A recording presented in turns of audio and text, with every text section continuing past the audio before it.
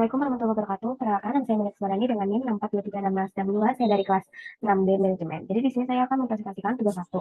Di sini ada data harga saham periode bulanan dalam rupiah. Periode T0 harga sahamnya 1000, harga saham B 2000. Periode T1 harga saham A 1050, harga saham B 2100. Periode T2 harga saham A 1100 dan harga saham B 2050. Dan terakhir itu ada periode T3 harga saham A-nya 1080 dan harga saham B-nya itu ada di 2200. Di sini juga ada data tambahan. Yang pertama itu bobot portofolio saham A itu ada 50 dan saham B 50. Yang kedua ada tingkat bebas risiko atau RF sebesar 4% per tahun. Yang ketiga retro pasar atau AM sebesar 10% per tahun. Dan ada beta saham A itu 1,2 dan beta saham B 0,8. Jadi mahasiswa diminta menghitung satu retro realisasi masing-masing saham, yang kedua retro rata-rata saham A dan B, yang ketiga risiko standar deviasi masing-masing saham, yang keempat retro dan risiko portofolio, yang kelima Sharpe rasio atau Keno rasio, yang keenam interpretasi kinerja portofolio. Jadi yang pertama itu ada retro realisasi.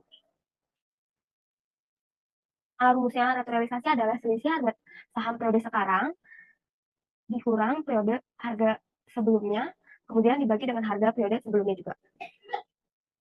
Dari perhitungan tersebut diperoleh retur saham A sebesar 5%, terus ada 4,76% dan min 1,82%. Sedangkan retur saham B juga sama caranya kayak retur saham A, sehingga memperoleh sebesar 5%, min 2,38% dan 7,32%. Yang kedua itu ada retur ekspektasi. Setelah memperoleh retur realisasi, selanjutnya itu adalah menghitung retur ekspektasi yang diharapkan. Karena probabilitasnya sama, maka setiap kondisi dianggap sama, maka retur ekspektasi dihitung menggunakan retur rata-rata retur. Hasilnya ini retur ekspektasi saham A memperoleh 2,65% dan retur saham B-nya ini ada di 3,31%. Selanjutnya itu nomor 3, saya akan menghitung risiko saham A menggunakan metode standar deviasi. Pada kolom pertama itu ada retur saham atau RI, yaitu di sini ada 0,05, terus ada 0,048 dan min 0,018. Kemudian di sini ada kolom probabilitas. Ini saya menggunakan 1 dibagi 3. Yang hasilnya semuanya itu ada di 0,33. Nanti ini dijumlah totalnya probabilitas itu ada 1. Kemudian retur dikalikan dengan probabilitas sehingga diperoleh nilai ERI seperti ini. Ini dikalikan ini. Kemudian selisih tersebut kemudian dikuadrat.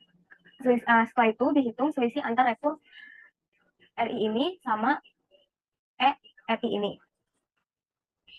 Kemudian selanjutnya itu selisih tersebut kemudian dikuadratkan sehingga diperoleh nilai pada kolom RI dikurangi RI kuadrat. Setelah nilai tersebut kemudian dikalikan lagi dengan probabilitas untuk memperoleh nilai pada kolom terakhir. Seperti ini. Ini yang tadi saya jelaskan dikalikan dengan probabilitas.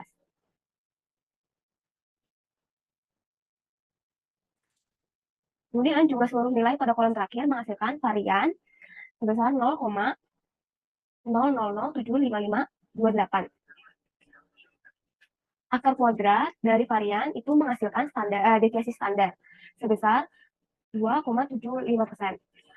Nah, untuk saham B itu juga sama ya, caranya kayak saham A. Dimulai dari retur saham, kemudian dikalikan probabilitas, dihitung selisih terhadap retur, kemudian dikuadratkan, lalu dikalikan kembali dengan probabilitas. Sehingga jumlah seluruh nilai pada kolom terakhir menghasilkan varian sebesar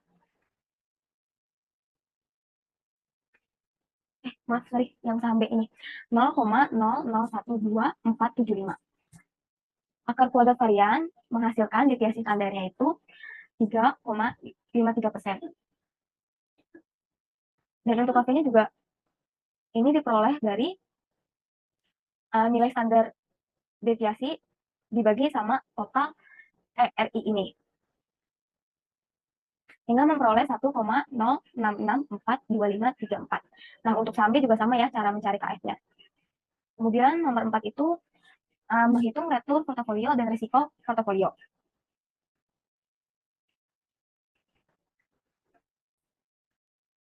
Setelah menghitung retur ekspektasi masing-masing saham, langkah berikutnya adalah menghitung retur portofolio.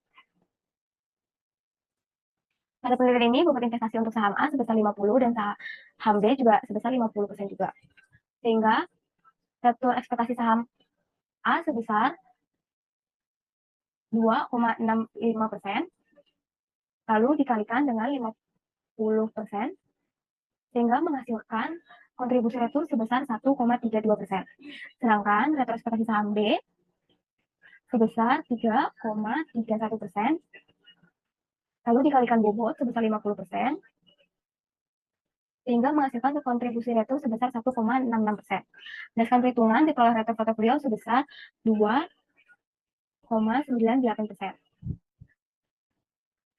Selanjutnya itu resiko portofolio. Data yang digunakan bobot saham A, bobot saham B, standar deviasi masing-masing saham, serta nilai korelasi antar kedua saham. Ini tuh caranya seperti ini, nanti sehingga menghasilkan min 66,21%.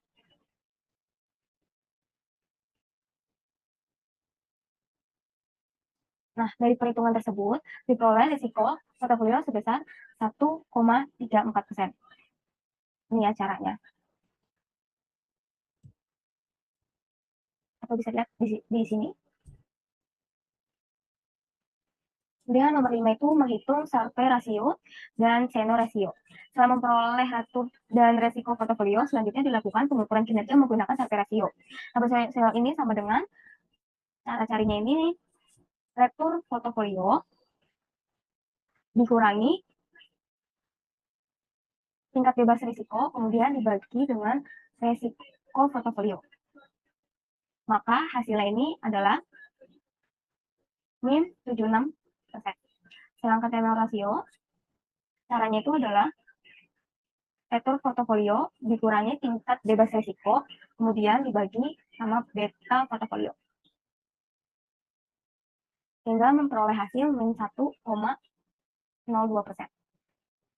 Dan terakhir nih nomor 6 ada interpretasi kinerja portofolio. Jadi hasil analisis menunjukkan bahwa portofolio memiliki retur sebesar 2,98% dan risiko sebesar 1,34%.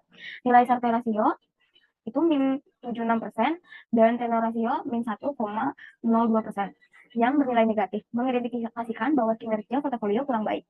Karena apa? Karena retur yang diperoleh masih lebih rendah dibandingkan tingkat bebas risiko sebesar 4%. Dengan demikian, portofolio belum mampu memberikan kompensasi yang memadai atas risiko yang ditanggung oleh investor.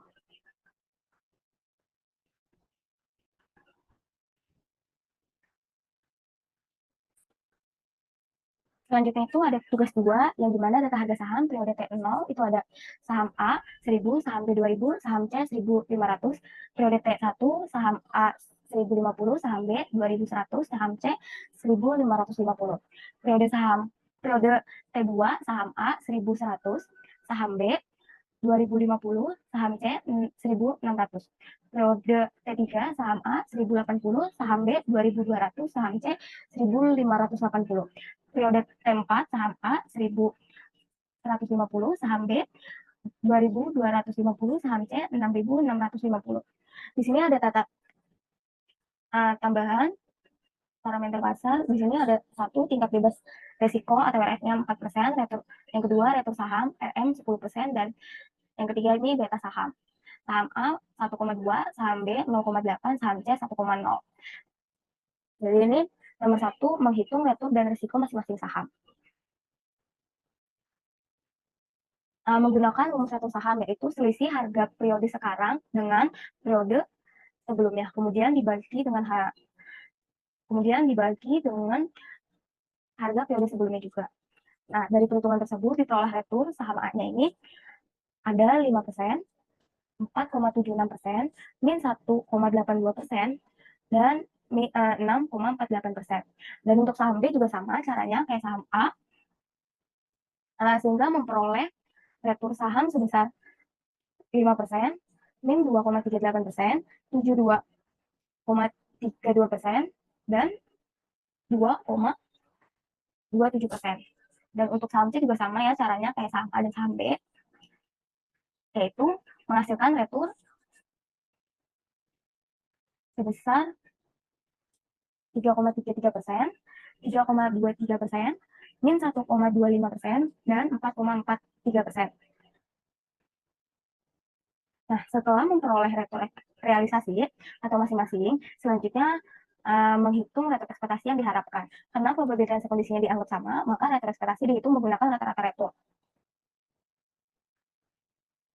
Hasilnya retur ekspektasi A 3,61%, retur ekspektasi saham B yaitu 3,05%, dan retur ekspektasi saham C 2,43%. Nomor 3 itu risiko atau standar deviasi. Selanjutnya, saya akan menghitung risiko saham A menggunakan metode standar deviasi. Pada kolom pertama ini terdapat retur saham A atau RI, yaitu ada 0,05, di bawahnya ada 0,0476, di bawahnya ada min 0,0182, dan terakhir ada 0,0648. Terus tabel selanjutnya itu ada probabilitas. Probabilitasnya ini saya menggunakan 1 dibagi 4, yang hasilnya itu ada di 0,025. Nanti ini akan dijumlahkan yang menghasilkan 1. Jadi probabilitasnya itu hasilnya harus 1. Kemudian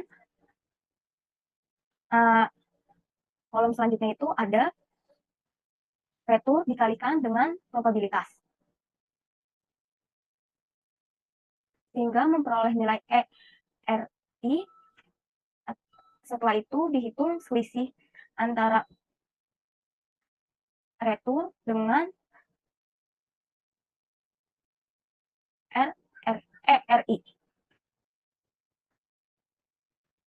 Nah, selisih tersebut kemudian dikuadratkan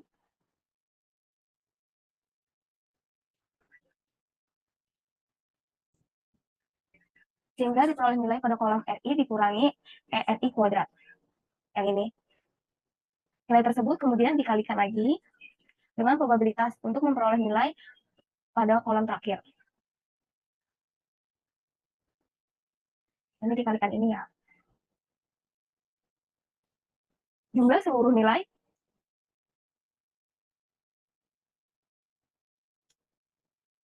jumlah seluruh nilai pada kolom terakhir menghasilkan varian sebesar 0,00288083. Akar kuadrat dari varian menghasilkan standar deviasi sebesar 1,68%. Dan untuk KP-nya ini caranya standar deviasi dibagi sama total ERI-nya ini, sehingga menghasilkan 0,4646863332. Dan untuk saham B juga sama caranya kayak saham A, standar deviasinya dimulai dari retur saham, kemudian dikalikan probabilitas, dihitung selisih terhadap retur, kemudian dikuadratkan, lalu dikalikan dengan probabilitas. Jumlah seluruh nilai pada kolom terakhir menghasilkan varian sebesar 0,00288968. Kemudian dikuadratkan, kemudian akar kuadrat varian menghasilkan standar deviasi, yaitu sebesar 1,70%. Dan KP-nya memperoleh 0,5576233233. Dan untuk sahamnya juga sama ya, dimulai dari retur saham, kemudian dikalikan probabilitas, dihitung selisih terhadap retur,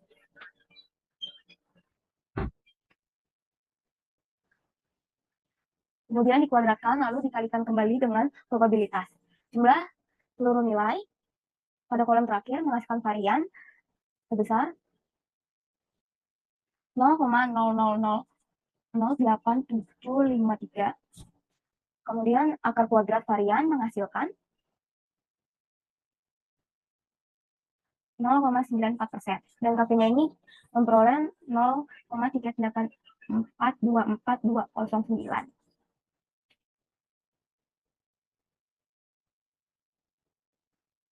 Dan untuk selanjutnya itu untuk nomor 2 menghitung korelasi dan kovarian antar saham. Ini caranya kita pertama itu nyari korelasi A sama B dulu. Ini rumusnya sama dengan korel semua retur A sama semua retur B. Sehingga hasilnya min 0,6263. Kemudian korelasi A C itu juga sama, tapi retur A di blok semua, kemudian retur C juga di blok semua, sehingga memperoleh 0,9999. Dan korelasi B sama C itu juga sama, tapi dia yang di blok itu retur B sama retur C, sehingga memperoleh min 0,6300. Dan untuk kovariannya itu di sini ada AB. Terus caranya ini kovarian S, retur A-nya di blok semua, kemudian retur B-nya juga di blok semua, sehingga memperoleh hasilnya segini, min 0,00964659, kemudian kovarian AC-nya ini juga sama, tapi yang di blok itu cuma retur A sama retur C-nya. Untuk kovarian B sama C-nya itu juga sama caranya kayak kovarian yang lain, tapi ini yang di blok itu retur B sama retur C-nya aja, sehingga memperoleh min 0,0006600607. Kemudian ini selanjutnya masuk ke nomor 3, itu ada membentuk beberapa kombinasi portofolio. Nah, di sini saya membentuk kombinasi portofolionya itu dengan pakai portofolio 1, bobotnya ada 0%, 0%, dan 100. Portofolio 2 untuk saham A-nya itu 25%, 0 untuk saham B, dan untuk saham C itu 5%. Dan untuk portofolio 3, saham A-nya ini ada 50%, saham B-nya 0, saham C-nya ini ada 50%. Dan untuk portofolio 4-nya ini saya menggunakan saham A-nya ada di 75%, saham B-nya 0%, dan saham C-nya 25%. Dan untuk portofolio 5, saham A-nya saya menggunakan 100%, saham B-nya 0%, dan saham C-nya 0%.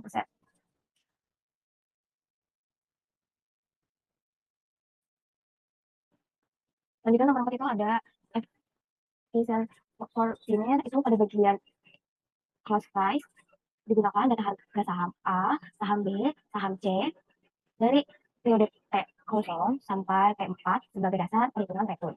Selanjutnya dihitung return masing-masing saham menggunakan rumus return, yaitu harga periode sekarang dibagi harga periode sebelumnya dikurangin 1. Dari perhitungan tersebut diperoleh return saham A, return saham B, dan return saham C. Ini hasilnya, ini untuk hasil saham A segini, dan untuk hasil saham B-nya juga segini, dan untuk hasil saham C-nya segini. Kemudian dihitung rata-rata return atau average return masing-masing saham. Hasilnya, rata-rata return saham A sebesar 3,61%, saham B 3,05%, dan saham C 2,43%.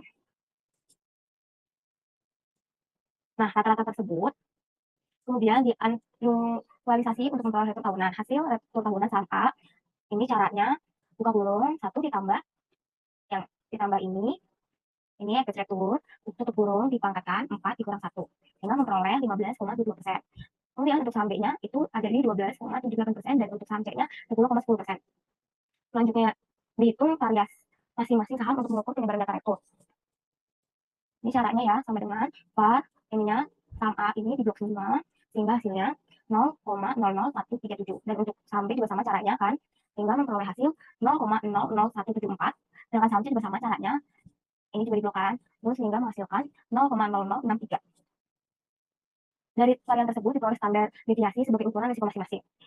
Risiko saham A ini caranya itu short variasi kan, sehingga memperoleh hasil 3,70%. Dan untuk saham B-nya itu sebesar 4,17%, dan saham C-nya itu sebesar 2,52%. Dan untuk standar DFAN ini caranya hasil standar D dikali 4 dipangkatkan 0,5, sehingga memperoleh hasil 7,23%. Saham B-nya juga sama caranya, memperoleh hasil 8,34%, dan saham C juga sama caranya, sehingga memperoleh hasil 5,03%. Dan untuk cover A B-nya itu untuk mengetahui hubungan pergerakan antara saham dalam portofolio. Metode ini digunakan dalam menghitung risiko portofolio. Ini caranya itu sama dengan kovarian S, ya, kovarian S ininya di blok antara saham A sama blok saham B-nya nih returnya, kan, sehingga memperoleh hasil min 0,00096. Kemudian untuk kovarian A sama C-nya ini juga sama caranya kan, kovarian titik S ini blok antara retur saham A dan retur saham C, sehingga memperoleh hasilnya 0,00093. Dan untuk kovarian B sama C, ini caranya juga sama kan, sama dengan kovarian S blok retur saham B dan blok retur saham C-nya ini, sehingga memperoleh min 0,00066. Nah, Selanjutnya ini ada bobot. Kita contohnya dari yang pertama ya. Ini contohnya itu ada 0%, terus 0% dan saham 3-nya itu ada 100. Sehingga total bobotnya ini 100 kan. Pokoknya bobotnya ini totalnya harus 100. Kemudian matriksnya tinggal dimasukin aja matriksnya ya. Ada part 1, kopar AB, kopar AC. Terus sebelahnya itu ada kopar AB, part 2, kopar BC. Selanjutnya ini itu ada kopar AC, kopar BC, part 3. Ini angkanya tinggal dimasukin aja ya, karena kan tadi udah kita hitung. Nih, varian 1 kita masukin aja. Nanti angkanya bakal kayak gini. Ini bakal sama sama yang di sini. Terus bobotnya juga kita sesuaikan yang tadi 0, 0, 0, 100. Nah, sehingga memperoleh varian portofolio itu caranya kayak gini ya. Sama dengan M mul buka kurung M mul ya, bobotnya di blok, kemudian di blok juga matriks, semua matriksnya ini yang merah ini, terus di blok juga bobotnya ini, bobot di bawahnya yang warna ungu. Kemudian menghasilkan angka segini 6,331. Terus untuk standar draft portofolionya itu sama dengan STRT-nya varian sport, sehingga memperoleh hasil 251,62%. Dan untuk standar deviasi A-nya ini yang bakal jadi resiko portofolio ya. Ini caranya hasil standar deviasi portofolio yang atas ini hasilnya kan dikali 4 dikuadratkan 0,5, sehingga memperoleh risiko portofolionya itu 503,23%. Lalu ini ada retur portofolionya ya, caranya itu jumlah produk ini jumlah produk bobot yang warna biru ini di blok, kemudian sama blok bagian retur AN yang warna merah ini di blok 3 saham ini, sehingga memperoleh retur sahamnya itu 10,10%. Nah, nanti kita tahu kayak gini nih. Nah, untuk portofolio juga sama kayaknya. Ini tinggal diganti, ini diganti juga, tinggal sesuaiin angka kayak di sini aja. Nah, nanti risknya bakal diperoleh portofolio 1 5,03,23%, returnya itu ada di 10,10%. Untuk portofolio 2-nya itu risikonya ada di 531,89% dan returnya itu ada di 1138,9%. Untuk portofolio 3-nya itu risikonya itu di 559,08% dan returnya itu ada di 1266,28%. Untuk portofolio 4-nya ini 585,01% dan returnya itu ada di 1394,36%. Untuk portofolio 5-nya itu risikonya tuh ada di 739,09%. Dan untuk returnya itu ada di 1522,45%. Nah, nanti muncul grafiknya kayak gini. Ini untuk portofolio 1 yang biru, terus yang atasnya ini ada portofolio 2, yang warna abu ini ada portofolio 3, yang kuning ini ada portofolio 4, dan yang terakhir ini ada biru laut ya, ada portofolio 5. Nanti dia menghasilkan grafik kayak gini. Langsung ya. Terus nomor 5 kan itu menentukan portofolio optimal. Nah, dari portofolio dari 1 sampai 5 itu yang retur tertingginya itu ada di angka 1522,45% dan resiko tertingginya itu ada di angka 739,09%. Nah, portofolio optimal itu ada di portofolio 5. Coba kita cek yang tadi. Ini ya sama. Ini yang paling tertingginya. Kemudian selanjutnya nomor 6 itu mengevaluasi kinerja Serkan Channel sama Jensen Alpha. Ini ada portofolionya 1522,45%. Resmi rate-nya itu ada 4%, resiko portofolionya ada di 39,09% dan beta portofolionya ini ada di 1,2. Kalau yang belum tahu ini caranya ya, 1 dikali bobot saham dari masing-masing portofolio. Terus disesuaikan, terus ini juga sama caranya, sesuaikan sama bobot masing-masing sama itu namanya ya bobot. Jadi sehingga memperoleh hasil 1,2%.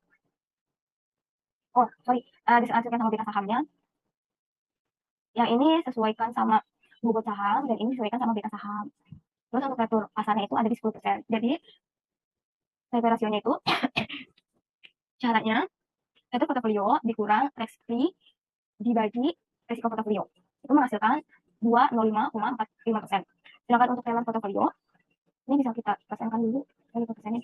Nah, ini caranya itu adalah retur portofolio dikurang risk-free rate dibagi beta portofolio sehingga menghasilkan 1265,37%.